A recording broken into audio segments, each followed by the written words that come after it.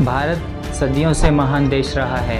यहाँ की प्रतिभाएं और संस्कृति अपने आप में अद्भुत है। धनुष चलाने से लेकर बांसुरी बजाने तक, कविताएं लिखने से लेकर गीत गाने तक यहाँ की प्रतिभाएं अनोखी रही है।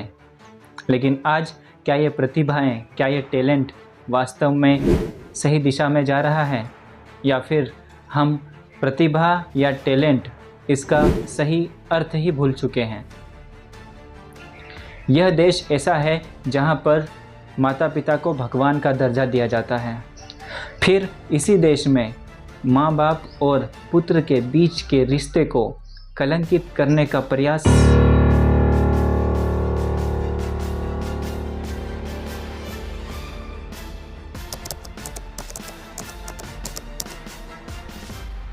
भारत का संविधान, जिसका अनुच्छेद 19 का 1 हमें कहता है कि हमें बोलने की अर्थात अभिव्यक्ति की आज़ादी है।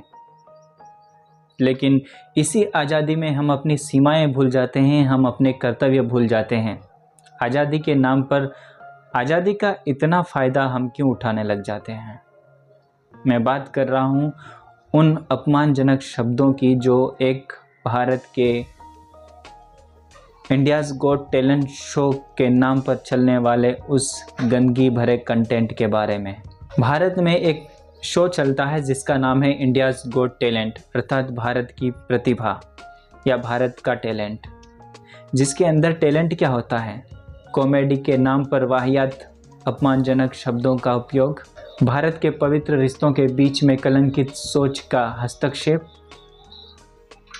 क्योंकि वास्तव में इसका कारण यही है कि हम टैलेंट अर्थात प्रतिभा का सही अर्थ भूल गए हैं या उसे पहचानना ही भूल चुके हैं, जिसके कारण ये प्रतिभाएं खोती जा रही है।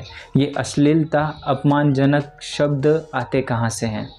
ये ऐसी मानसिकता बढ़ती कहाँ से, इसको बढ़ावा कहाँ मिलता है? आखिर माँ बाप और पुत्र के बीच में जो पवित्र रिश्ता है उसके अंदर ऐसी सोच आती कहाँ से है? एक समय था जब भारत में श्रवण कुमार जैसे पुत्र हुआ करते थे। अब कुछ पुत्र इस रणवीर की तरह भी हैं और इन सब को बढ़ावा हम दे रहे हैं, आप और हम। क्योंकि हमारे सामने जब कोई रील आती है, जब कोई वीडियो आता है, जब कोई पोस्ट आती है, तो हम सही कंटेंट है या नहीं, या इससे आगे क्या हो सकता है नहीं, हम उन कंटेंट को लाइक, शेयर और फॉलो करते हैं जिसमें बेहूदगी होती है, अश्लीलता होती है, वाहियात होती है, और जिसको हम कॉमेडी नाम दे देते हैं। और इसी का फ़ायदा उठाते हुए लोग वायरल होने के लिए कुछ भी कर रहे हैं, रील्स में कुछ भी कर रहे हैं, अपने कपड़े उतार रहे हैं, गाली गलौज कर रहे हैं, अश्लीलता, अपमानजनक शब्दों का उपयोग कर रहे हैं, बिना सोचे समझे कि इसका प्रभाव क्या होगा।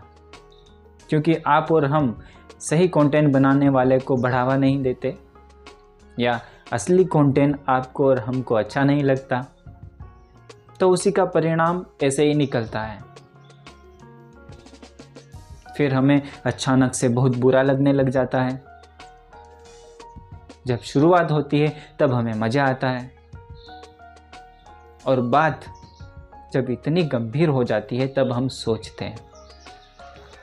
अभी लोगों ने मांग उठानी शुरू कर दी है कि ऐसे कंटेनरों पर रोक लगा दी जाए। इन्हीं सब की वजह से तो ऐसी फिल्में बनती है एनिमल जैसी, और उन्हें भी हम जोर शोर से बढ़ावा देते हैं। जब किसी दूसरे की बहन बेटी के साथ गलत होता है तब हम आवाज़ नहीं उठाते। क्या हम इंतज़ार कर रहे हैं कि हमारे घर की बहन बेटी के साथ ऐसा कुछ गलत हो? लेकिन इंस्टाग्राम पर कोई पाबंदी नहीं है, वहाँ पर कुछ भी अपलोड होता है, कुछ भी डालते हैं लोग, जिसके कारण तो इंस्टाग्राम पर इतनी सारी भीड़ है। क्यों चलाते हैं लोग इंस्टाग्राम? क्योंकि मानसिकता वही है।